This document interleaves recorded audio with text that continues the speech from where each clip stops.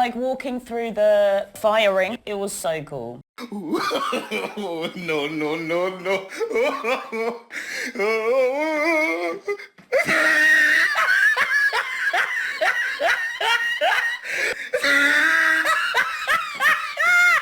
Nerdrotic.com. The 1-minute trailer and the rollout of The Lord of the Rings, The Rings of Power, has been nothing less than an unmitigated disaster, and it's been glorious. Is it glorious because I wanted The Lord of the Rings, The Rings of Power, which again just rolls off the tongue, to fail? Of course not. I wanted it to be the greatest show ever. I wanted it to be a proper adaptation of Tolkien, at least in the spirit. It didn't have to be word for word perfect, well, because it couldn't have been, but I was still rooting for it. But the powers that be at Amazon, including Jennifer Salk, who was confident that The Lord of the Rings, The Rings of Power, would appeal to a giant global audience when it already has, or producer from Bad Reboot, Lindsay Weber, who said it needs to reflect the world of today, a fantasy. Then there's J.D. Payne and Patrick McKay, or Opie and Opie, who have set out to make a TV show that's supposed to be the book that Tolkien never wrote. Sheer hubris. No, Amazon will tell you that it needs to improve on the story written by J.R.R. Tolkien that has sold over 150 million copies, been translated into multiple languages, adapted into animated features that a generation grew up on, animated features that used to air on prime time here in America, and had 6 film adaptations that have grossed nearly $10 billion.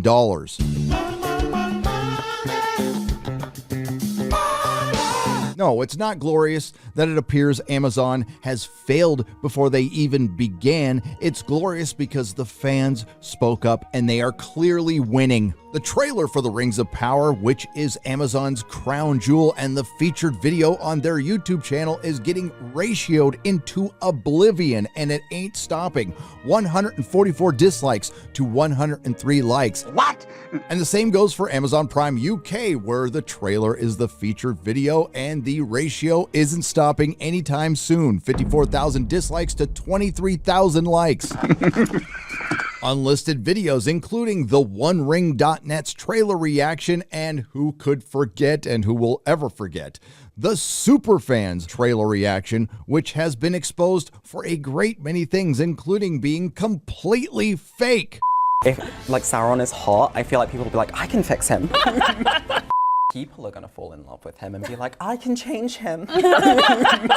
Hold up, wait a minute. Shout out to the channel Disparu, who discovered that the Amazon Prime UK Superfan trailer wasn't the only Superfan trailer. We had, of course, the UK Superfans, Spanish Superfans, German Superfans, Italian Superfans, and a French Superfan. And these actors and influencers had very similar reactions when they went to the actual event that I'm sure they gave their genuine reactions to. Okay, maybe the guy taking a leak off to the side might be unique to the UK Superfans video.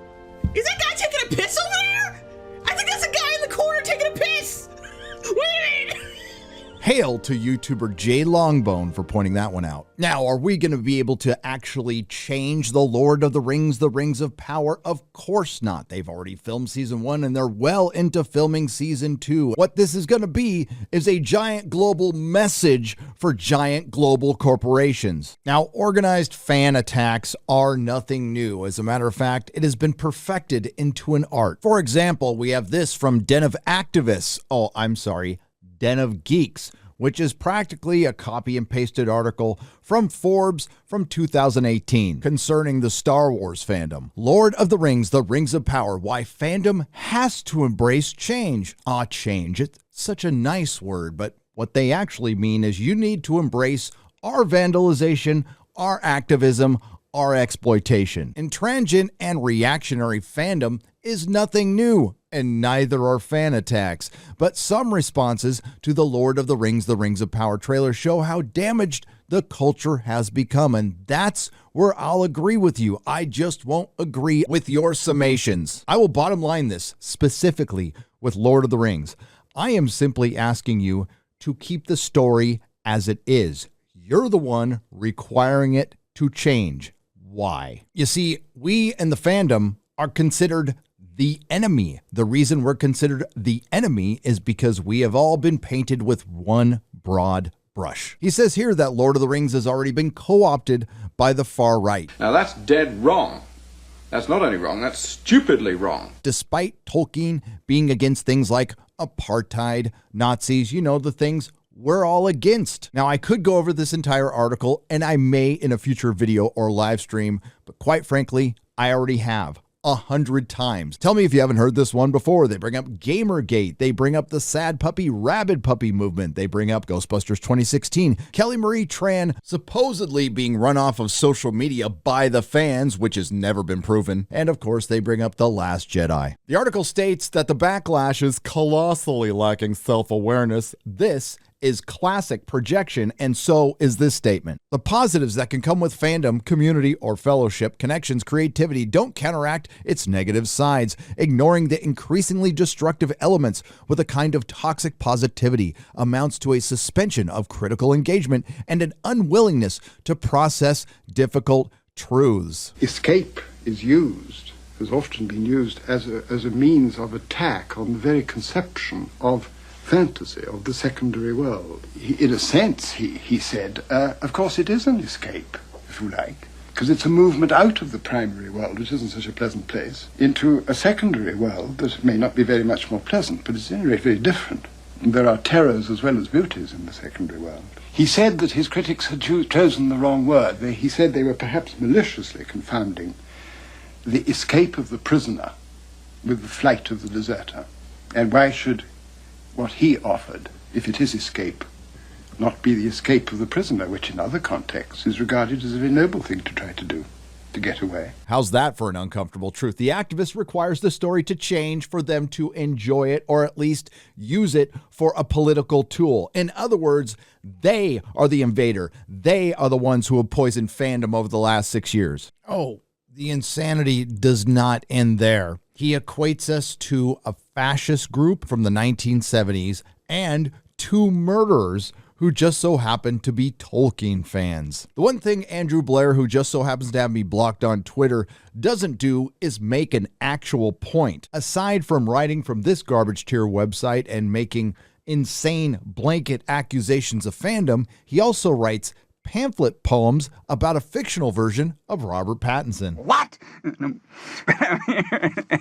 But don't get discouraged. Au contraire, be encouraged, because when idiots make stupid arguments, they tend to lose, and that's what's happening, and he knows it. The other good thing that's coming out of this is the normies, and I use that as a term of endearment because they make the world go around, are not only finally waking up to this happening, they are starting to ask why. And that why is not for inclusivity and diversity. The mask has been coming off lately, and it's been ripped off with Tolkien and the Rings of Power. Is it too late for a Lord of the Rings show? A lot of us are not at all familiar with this mythology. Excited. I'm rooting for it because I'm upset about the hate that I feel has been unfairly levied at it.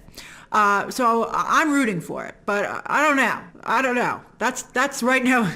I'm rooting for it not because of what I've seen of the show. Grace has every right to her opinion, but maybe she should stick to what she does best, reviewing junk. I am fairly confident that John Cena's bulge and tighty whities will trend. Full frontal nudity, male, especially because the camera gets right in there. Now, Tolkien fans are hyper aware that Tolkien meticulously put together the secondary world and what that story was for. His country. I was from early days grieved by the poverty of my own beloved country.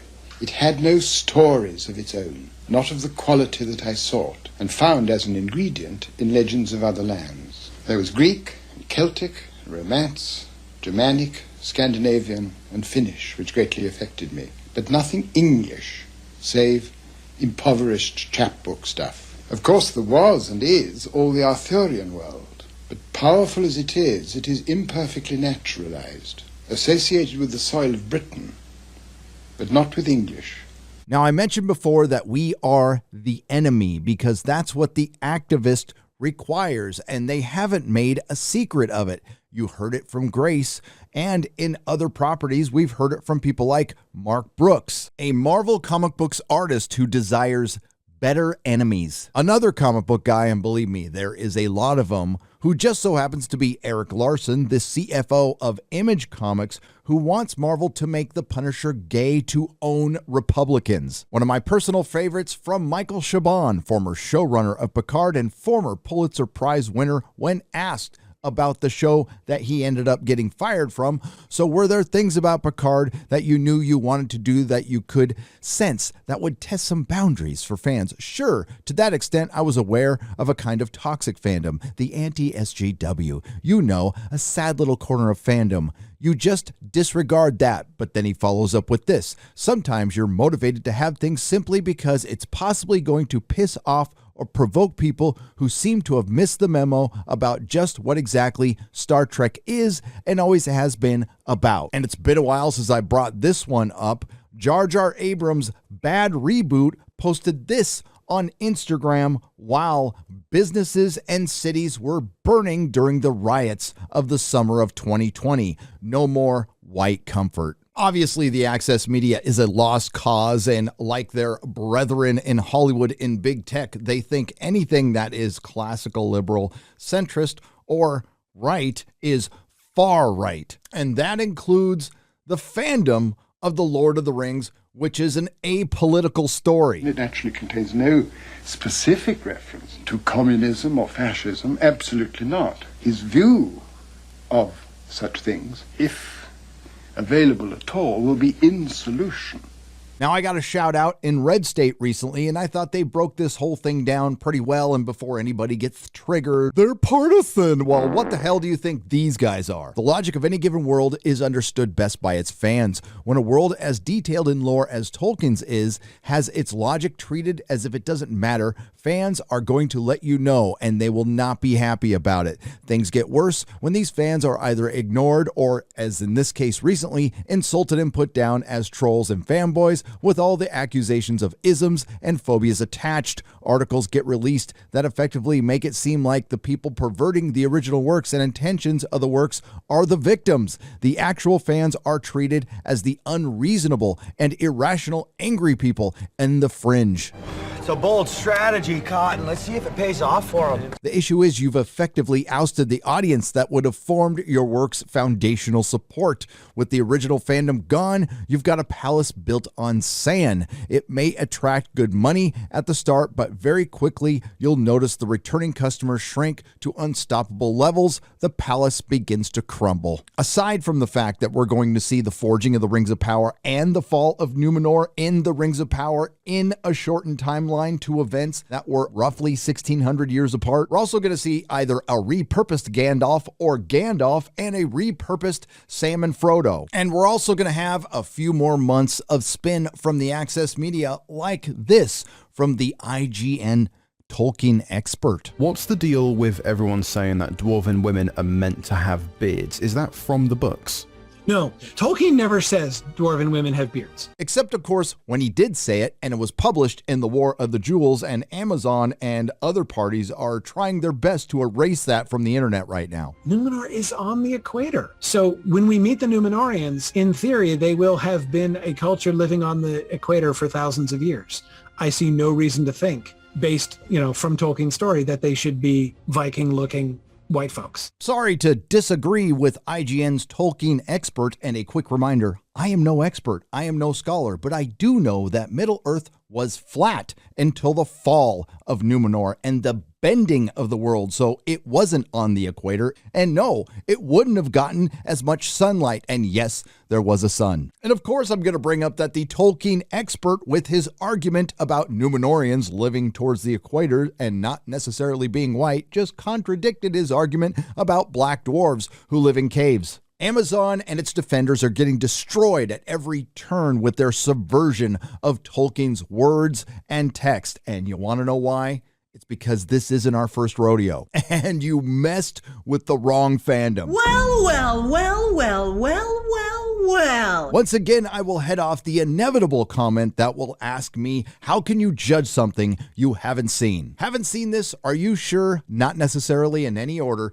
Doctor Who Series 11, 12, and 13 with the first female Doctor played by Jodie Whittaker, The Force Awakens, The Last Jedi, The Rise of Skywalker, Terminator Dark Fate, Star Trek Discovery or STD, all of it, Picard, Captain Marvel, Birds of Prey, WandaVision, Loki, Black Widow, Falcon and Winter Soldier, Shang-Chi, The Eternals, Hawkeye, He-Man, The Last of Us Part 2, and I could go on. I can't imagine why this is happening. Well, I truly believe that this stuff was coming to an end in 2019, but it got quite the resurgence in 2020 and 2021. But people have had enough and they are fed up. And I can promise you, in protecting our escapism and our culture, we have only just begun. People would think of it as an allegory or a book with a message or something, and he abhorred that idea. So he really didn't know what would happen. He thought it might be taken in a vulgar spirit, just as a thriller. He thought it was the most important thing he had done. He cared deeply about all the values which are enshrined in it, which are very old-fashioned values, the values of epic poetry and chivalry and all kinds of things which people now connect with the Middle Ages. He cared very much about all these things, and I think that those ancient values are very far from dead, but have been stifled in modern culture. But he tapped the sources of continuing enthusiasm for them. Nerdrotic.com. Please subscribe.